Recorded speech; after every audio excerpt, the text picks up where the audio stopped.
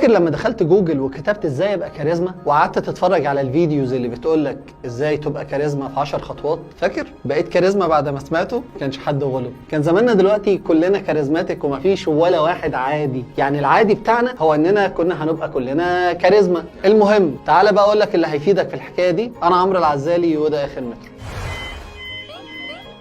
في كتاب قوانين الكاريزما الكاتب بيقول ان الكاريزما دي طاقة خفية واللي بيمتلكها بيبقى له حضور في اي مكان، وده له مميزاته اكيد، زي انه بيحسن علاقته باللي حواليه، ده غير ان مهارات القيادة بتعلى عنده وغيرها. طيب هل الانسان بيكون مولود بحكاية الكاريزما دي ولا عادي ممكن يتعلمها؟ الكاتب بيقول ان اي حد ممكن يبقى كاريزما لو عرف سر الخلطة، والخلطة دي بيكون ليها 3 مكونات بس. اولهم الحضور. يعني ايه برضو؟ يعني لازم وجودك يتحس. ايوه يعني طب اعمل ده ازاي؟ يعني يتحس ازاي؟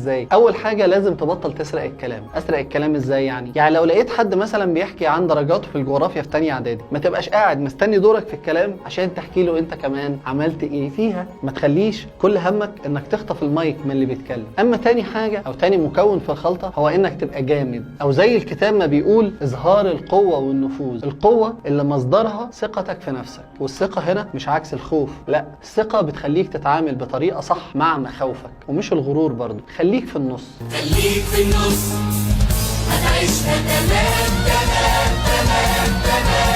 اخر مكون بقى هو التعاطف. جرب كده تسأل اي حد في الشارع مالك، هتلاقيه بيعيط. الانسان بيحب اللي بيفهمه ويتعاطف معاه. خليك انسان لطيف وحسسهم بالتقدير. مش مصدق نفسي يا ليل. مش مصدق نفسي يا ليل. مش مصدق نفسي يا ليل. يا ابني مش مخلص الخبر بتاعك. وفي كتاب تاني اسمه فن امتلاك الكاريزما. الكاتب بيقول لك ان الشخص الكاريزماتيك مش لازم يكون محبوب. يعني مثلا الشعراوي او محمد صلاح او مانديلا او حتى جمال عبد الناصر عادي جدا يكون مكروه بس كاريزماتيك. عارف زي مين كده؟ زي هتلر مثلا. تحس كده انه شخصيه حتى بعد ما مات. الكاريزما كمان ملهاش علاقه بشكل الانسان، يعني طويل قصير تخين رفيع. مش بقولك ان مظهرك مش مهم، لا ما تفهمنيش غلط، لازم تبقى حلو من بره. ده انت لما بتلبس اوت فيت حلو وشيك بتحس انك بتملك الدنيا وما فيها يا راجل. في مقابله مع الدكتور احمد زويل قال ان ابنه كان بيجهز نفسه عشان يدخل امتحانات الطلبه في المدرسه، ولما المدرس ساله قال له عاوز تكون الرئيس؟ رد عليه قال له لا، عاوز ابقى نائب الرئيس. استغرب من رده وقال له انت ابن احمد زويل ليه مش عاوز تبقى الرئيس؟ قال له ان زميله اللي عنده مهارات القياده هيرشح نفسه لمنصب الرئيس، وهو شايف ان ده انسب،